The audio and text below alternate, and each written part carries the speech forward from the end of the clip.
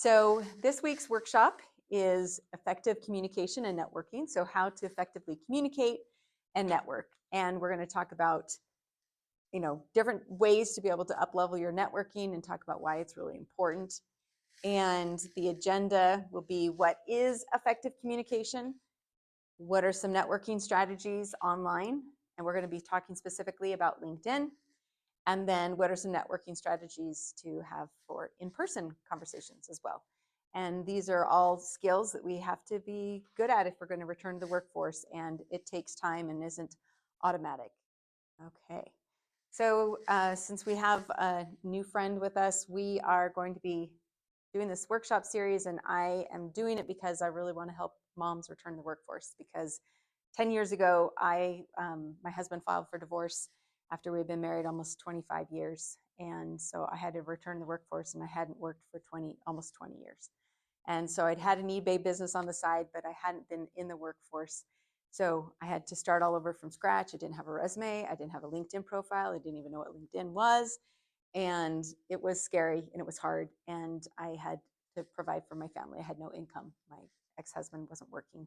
And so it was really scary and challenging. And I didn't have anybody to show me the way. I didn't have any friends who had also gotten divorced and had to return to the workforce. And so it was really challenging. And so I just want to help moms. And you may be a mom that has a job and you really love it and you want to consider a different industry. So you're re-entering into a different role, a different career.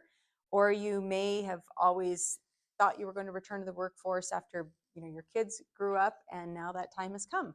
You also may be surprised to have to return to the workforce like I did, where you are forced to provide for your family, and it's not necessarily on your terms, where you have to actually just start working and start earning money as quickly as possible. So no matter where you are in your career journey and returning back to the workforce, it's going to require a lot of resilience and dedication and bravery. But I'm excited and happy to be able to share what I've learned, and hopefully it'll be helpful to you. All right, so what is effective communication? I graduated in communication, but I don't think of myself as a really great communicator, and a lot of the skills that I've learned I've acquired over time. And so these are acquired skills that all of you can obtain with effective, just like work and dedication to those. So I think the most important part about communication is to articulate your words and speak with confidence. And so I know we've all been in situations where we've talked to somebody else who they're more quiet, more reserved, holding themselves back, and that may be what they feel most comfortable doing. They're just naturally quieter. But when you are trying to present yourself in a really positive manner, when either hiring managers or recruiters or people you're networking with can hear from you in a really positive way and strong, then it comes across as so much better. And so you really need to think about how you are sounding to other people as you're considering your effective communication. So using positive language as you speak, even when there's maybe some negative things that have happened and you want to share those, always trying to put a positive spin on those, and those communication opportunities is important. We talked a couple of times ago about having your elevator pitch crafted. And your elevator pitch is just something that helps you state what it is, who you are, in a few sentences. And so oftentimes it is, hi, my name is, and you say your name, what you are either currently doing or what you are aspiring to do, and maybe something that differentiates yourself. So for myself, I might say, hi, I'm Heather Nemelka. I'm the founder of Braven, and I love empowering moms to return to the workforce with confidence. Short, sweet. I say it with hopefully conviction, and that's what you need to think about. So as you're trying to figure out what are you going to say as you introduce yourself to people, write it down first, practice it, get really confident with it. And your elevator pitch will be different depending on who you're talking to. So if you are speaking to a hiring manager or recruiter, it would be different than if you were talking to somebody at a networking event, right? So think about what you're going to say differently in those different situations. And certainly if you're just talking to some friends and family and you're trying to tell them about what the journey you're embarking on with returning to the workforce, that would also be different. So think about what you're going to say and practice it. Practice it with other people, practice saying it with confidence and being convicted with what you are trying to convey to others. So that's something very important in your effective communication as you return to the workforce. Practice active listening. So when you are doing an interview or you're speaking to somebody you're networking, when you're listening to them, actively listen. So when somebody says something, nodding your head, sometimes repeating what they just said, shows that you're actively listening. So I love it when I will be speaking to somebody else and they say back to me, so what you're saying is blah, blah, blah, blah. And that just confirms to me that they were listening. They understood what I was saying. So another skill that they suggest that you use is mirroring. So if somebody that you're talking to uses their hands a lot, use your hands a lot too. Mirror what they are doing. And for whatever reason, it builds trust. And so if they are sitting more reserved with their hands in their lap, you sit more reserved with your hands in your lap. And that is how you can gain trust. And it's interesting, my son, he works at a restaurant, and he was taking an order at the cashier and at the cash register. And he had read about the importance of mirroring and how that builds confidence. And he said that for every customer that came in, that he mirrored them. So if they were really loud and boisterous, and he said, and I've got your food, and I didn't like he did, they always left a tip. And he said, so if they came in and they were very quiet, he was also very quiet. So you want the, and he said each of those, he says it works like magic. So whatever it is, we build trust when we think the other person is like us. So even if you aren't like that other person, like act as if. So do that mirroring. That's another skill for effective communication. There's also some effective nonverbal communication. So when you are talking to somebody, if you're looking down a lot or you're looking around, that is showing some nonverbal communication that you're not paying attention, that you don't really care, right? And so when I am in an interview and I'm sitting down and it's in person, I will sit at the edge of my seat, I will lean forward, I will act, I'll do these nonverbal physical actions to show that I'm very interested. And so that, I think, is very important too as you're communicating, both in an interview situation, but also just in your networking. We talked also about the importance of being honest about your career gap. That is perfectly fine, especially here in Utah. There are a lot of women that have career gaps. So I think it's expected, which you're very fortunate to be in Utah. Just be very honest and open about why you have a gap in your career. But also take advantage of being able to share some of the skills you've acquired during that break. Talk about maybe if you did some certifications, or maybe you took an online course, or maybe you were really active in your community. What kind of service did you provide?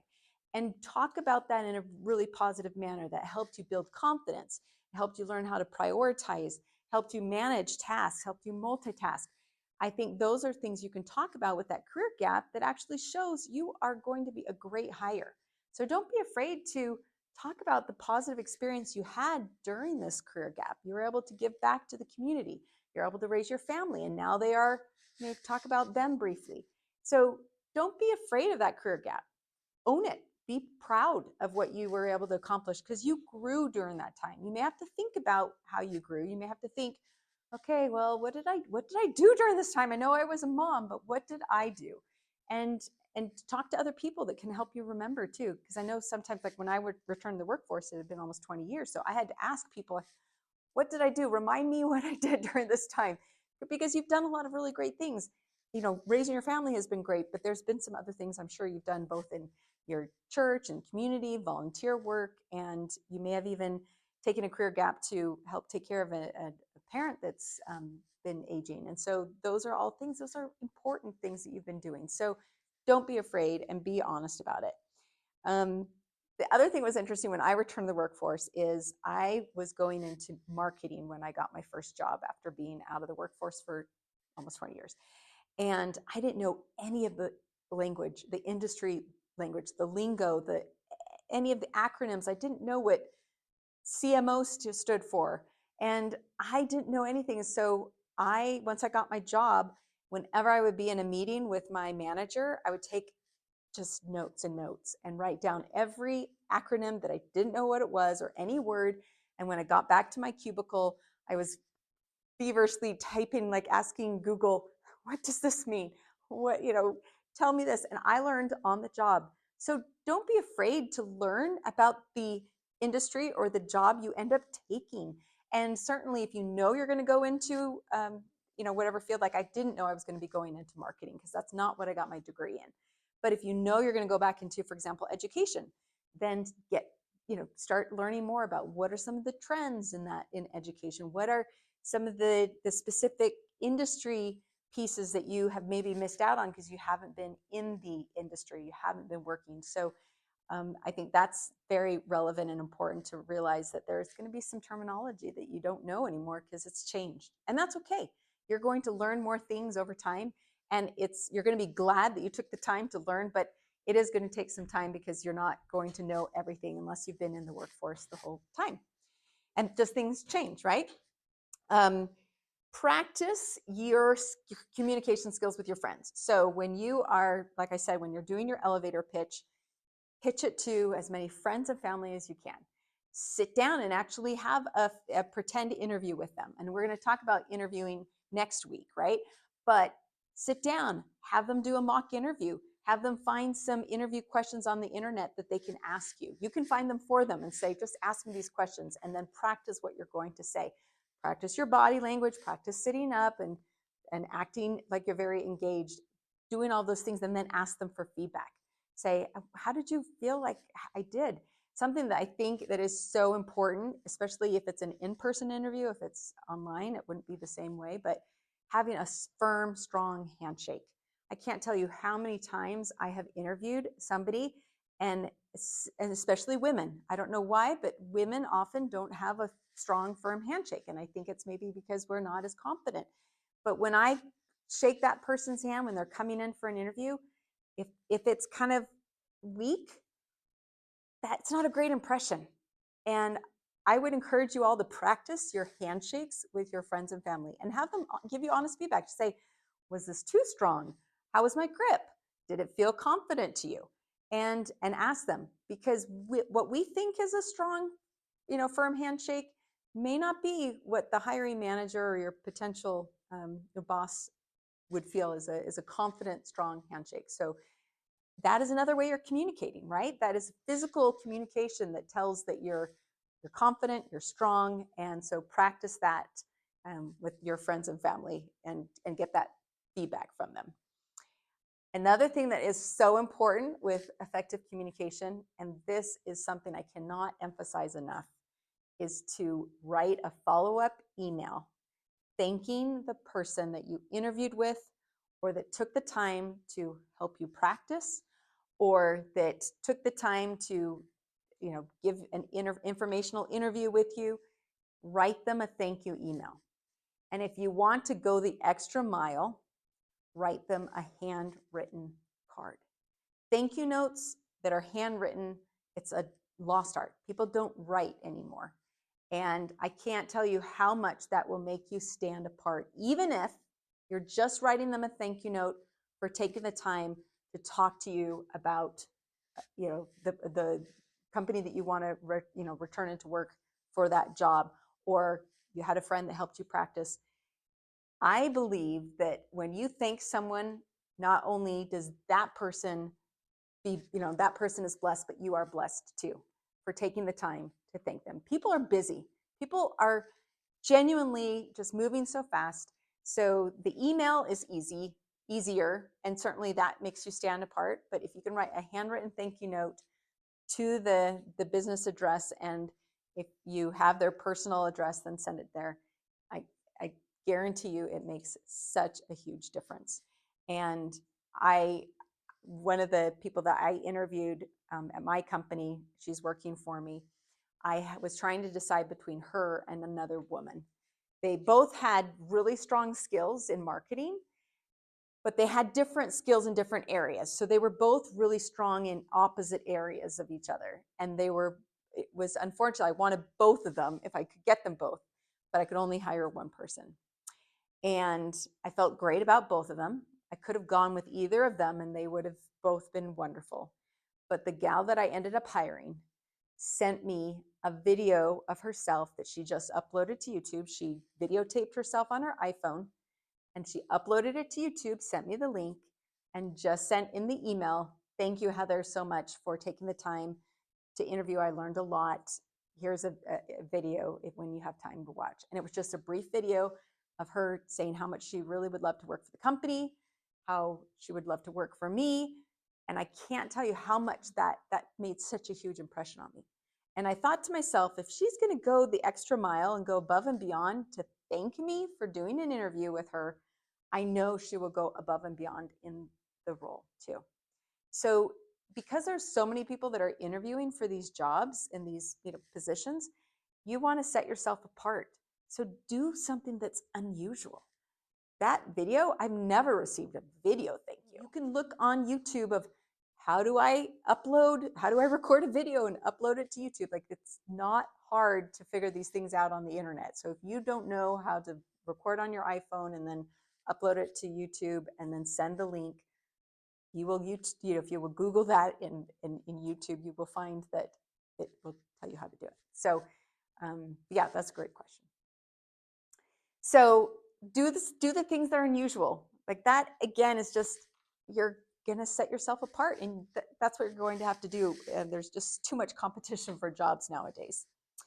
So we are going to go on to developing online networking strategies. So networking strategies in and of themselves are just a way to be able to connect with other people in hopes of building a connection, whether professionally, or you can also just be networking to build a relationship with someone. But in this instance, we're going to be talking about professional in the professional world. So online networking obviously is something that you may not be comfortable with, or maybe not be familiar with, because if you haven't been in the workforce for a while, you didn't have the internet, right, back when you were working. So this is maybe something new for you. So online networking strategies are just exactly what it says. You're trying to network, connect with people online. And you can connect on with emails. You can, for example, somebody wrote an article that I thought was really interesting, and I found their email address and I just sent them an email and asked them a question about what they had written. So that, again, that's networking. You're building your network, you're connecting with people. But what I want to talk about specifically is LinkedIn, because LinkedIn is, again, such a powerful tool, and especially when you're returning to the workforce, this will help you build up not only just your network in general, but also help you find potential jobs. So I wanted to take a moment to show you a tip that I think is fantastic. Okay, so this is LinkedIn, and this is kind of my homepage, and shows my feed, and there I am there in the corner. And this strategy for networking, I can't tell you how many times I was able to get either an interview or an informational interview just by doing this one strategy that I'm going to share. So if you have graduated from a college, and I think all colleges have this, but if you've graduated from a college, you type in to the search bar the name of the college. So I'm going to type in Brigham Young University. Let's see if I can type. Okay. All right. And then you're going to click on the school that you typed, and it will bring you to their LinkedIn page. And you're going to go down here to alumni, and I'm going to click on that, and it takes me to this alumni section here. And then in this search bar, let's say I wanted to work for Google. I would type in Google, and it will then populate these sections with people that work or worked at Google. And so I can see where they lived. I can see also, how many are actually currently at Google. So this first line, they're at Google. And these are all people that went to BYU and are either have worked at Google or now are working at Google. And I scroll down below, and these are these individuals. So this group up of here, this 298, and all these individuals here are the ones that have worked at Google. And I will go down here and I will find somebody that I want to connect with. But what I really want to do is make sure that I'm connecting with someone who's in the job area that I currently work in. So where it says here what they do, if I wanted to do marketing, for example, I would scroll down to this section here that says marketing, and I would click on that, and I would go down below, and here I would find people that either worked at Google in the marketing department or are currently working there. So this person, I would look at his profile and just see what is he doing. Okay, so he's not at Google anymore, but if I click down here, I'll see that he used to be at Google. So I'm going to go back and I'm going to go to just where they work currently right now. So these ones are the ones that currently work at Google. And then I'm going to go down below and I'm going to find them. So this person, this Ben person, I would click on his profile and then hit connect because he is currently at Google and I would reach out to him. So I'd click connect and I would add a note and I would say to him, we both went to BYU and I would love to connect with you. Is there any way you might have 15 minutes to share maybe some information about Google, some tips? And if I were wanting to apply for a job there, I would certainly want to ask him for that help to apply at Google, and he would be able to share that with me. And then if he doesn't have 15 minutes to have a phone call, then I usually also put in that message, do you have time to answer 5 questions in an email?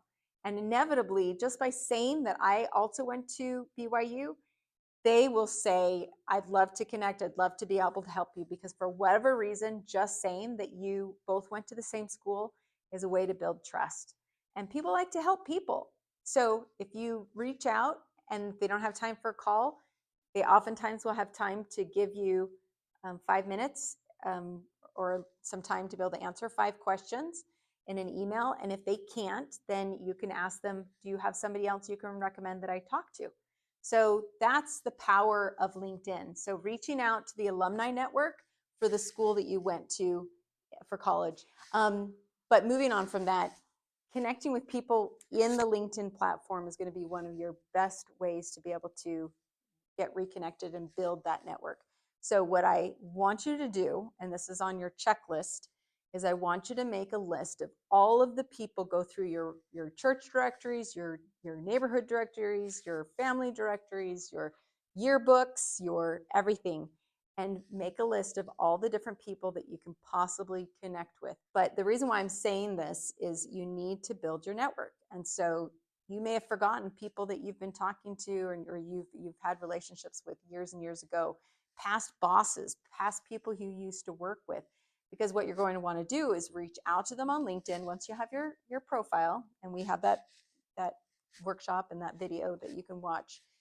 Reach out to them and say, I am returning to the workforce. I'm thinking of getting a job in whatever. Do you know anybody who works for this company? Or do you know anybody who might be hiring? And that is so powerful because people like to help people. I've had strangers be willing to reach out to and help me. They just want to know that you're not going to take up all of their time. So be very exact in what you want from them. And then I always try to offer help to them. So it should always be a two-way street. So it shouldn't always be trying to get, but and I'll put in either this message or after that we've had a conversation with them, if I send them a thank you email or a thank you note, I'll say, please let me know if I can be helpful in the future. And sometimes too, another way to connect with people is if you find something interesting on the internet, let's say it's an article and it happens to be of interest to that person, I'll also get that link to the article. I will message them on LinkedIn and just say, hey, I saw this article, thought you might be interested. You're not asking for anything, you're giving. You're making sure that that network is vibrant and strong, and you're just letting them know that you cared enough to share that with them. So you can add a note, and then you would click on that and you would add your note. And there is a character limit of 300 characters. So there's not a lot of room in this. So you have to be kind of quick. So sometimes I'll say hi and the person's name and blah, blah, blah. But if there's not enough room, I'll just say, I'm looking for help in whatever. And I always use the word help. And sometimes I'll just say, can you help me? Because if you start out your message with that, then they just know you're looking for help. You're not looking to sell them something. And again, people like to help other people. And what goes around comes around. So if you ever have the opportunity to be able to help someone else, I hope that you will, because you're going to need it. And so if you can help someone, it'll come back. So I write my note, right here. And then I just hit send once it's all finished, okay? Now, if I didn't want to, and I just want to send without a note, then it'll just send them a message saying that I wanted to connect with them. But if they don't remember me, they might not accept the connection. A lot of people won't accept connections from people on LinkedIn unless they know them or they've been given a reason to connect. And so always try to do that. Now, here in this bar down here, this messaging, if I click that up arrow, it shows me different people that I have messaged. So if I sent them a note to connect and they didn't respond, because sometimes someone will say they'll accept the connection, but they will forget to respond to my note. So you might see a notification that a person accepted your connection, but they might have forgotten that you had that request. There's not a problem to reach back out to them and say, hey, just wondered if, thank you for accepting my connection. Would you be able to help me understand blah, blah, blah, or help me, get some tips to, for applying to your company. So I used this when I was laid off from my job during the pandemic. I was trying to send out tons of resumes, but I was competing with so many other marketers that had also lost their job in the pandemic. And so I reached out to someone that had worked with at Domo, and I really wanted to work for AWS. I wanted to work for Amazon. And he had come from AWS. And so I reached out to him in a message and I just said, hey, I know you used to work for AWS. Would you take some time to help me understand what are some of the tips that I need to follow to when I applied to Amazon? Because I knew that there were certain tips and tricks for that application. And he was so generous and he responded and he said, yes, let's jump on a call. I have lots of really great ideas of things you can do to get hired at Amazon. And I followed his instructions to the T. And I even responded back to him and said, I've followed your instructions. People also like to know that whatever you shared with them, you followed up on. So if they said to you, you should talk to so-and-so and so-and-so, you should follow up and let them know, I took your advice. I reached out to so-and-so. They were so helpful. Okay. So when I did my interviewing with AWS and I got the job for Amazon, I reached back out to him and said, thank you so much for taking the time, because his tips and tricks were so valuable. I know I got my job because of that. And I didn't know him very well.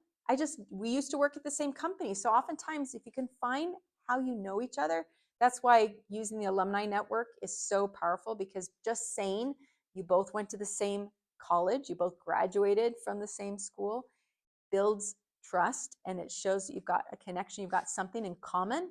They will often be willing to connect and be willing to help you because you've established why you have a connection, why there's something in common with you. So another thing that I like to use LinkedIn for is not only when I connect with different individuals, but I will also, if someone says that they're too busy, they can't answer my questions in an email, then I will just say, can you recommend somebody else that would be helpful? And if they say, yes, you should talk to Susie at whatever company, then I will reach out to that person and I will say in my message, so-and-so thought we should talk. And I use their name because, again, you're trying to show you have a connection. You have something in common. Even if you're not like best buddies or you know that person really well, just being able to name drop and use that person's name will help you establish trust and be able to get that next conversation. So sometimes when you're connecting with people on LinkedIn, you're not connecting because you're hoping they'll give you a job or hoping that they'll even connect you to the right job. You're just oftentimes just getting more information, building up your network. And the more people you're connected to in a professional way, it'll just help. Even if you don't need it right now, start looking at the people that you know and find them on LinkedIn and connect with them. You can just say, hey, I thought it would be great to connect. You don't even have to say I'm looking for a job, but just say I would love to connect with you. And if you feel like it's been a long time and you need to remind them that you know each other, that's fine too. Sometimes I need to be reminded. So if somebody reaches out to me and they say, hey, in fact, this is a great example. I had an intern, I had a gal from UVU that reached out to me and she reached out to me in a message and she said, hey, I'm a student at UVU. You spoke to my class a year ago and mentioned that you were in marketing. I'm trying to get an internship in marketing. Would you be open to having a conversation? Do you hire interns? If she had reached out to me without that note, I would not have remembered. But once she said, you spoke to my class, then I was like, oh yeah, I do. I remember seeing her, but it had been a year, I would have forgotten. So don't be afraid to help remind them. We all need reminders of how we know someone. And LinkedIn will automatically show you people who you might be connected to because they'll show you that you have mutual connections. And so you might be suggested for people to connect with that you had forgotten about too. So the more people you connect with, they will then feed you additional people to connect with. It's like, it's a great system. So take the time, take advantage of the network of LinkedIn, and don't be afraid to reach out to people who you haven't talked to in a really long time. All right, in-person networking strategies. So you're going to be doing a lot of networking in person, whether it's just talking to people who somebody made a suggestion, you should talk to someone, or you might go to a career fair, you might be going to a networking event just in the community. So there's a networking event for women that's like a tech one, that's a 3x3 kind of networking event that happens each year. You just have to Google and look for networking events, career job fairs, and type in Utah and you'll be able to find some. But networking in person is really valuable. It's faster online, I think, because you connect with so many people. But when you go to an event in person, you've got to set goals. You've got to set goals before you go to the event of how many people you're going to talk to. So you might set a goal of, I'm going to talk to 7 different people and introduce myself. And you are going to make sure you talk to 7 people and you make an introduction, you connect. And, or you might want to talk to, let's say that there were a bunch of booths at this networking event for different companies. You will say, I'm going to talk to 7 different people in different industries and at their booths and learn more about their companies. So set those goals before you even go to the event. If you are at a networking event and people are talking amongst themselves and you arrive late, let's say, or when you get there, everybody seems to have been going off and they're talking with people, don't be afraid to join a group and listen to them for a while. Let the conversation just naturally, when there's a break, introduce yourself and just say, hey, I'm so-and-so. This has been a really interesting conversation. Tell me more about whatever you do. People love to talk about themselves. So instead of saying, can you help me learn? Don't have it be about yourself. Talk to them and ask them, oh, so why are you here? What are you doing? Are you looking for a new job? Are you looking to change careers? Ask them questions and network that way. Something else that's interesting about returning to the workforce nowadays is people don't really have business cards that they share.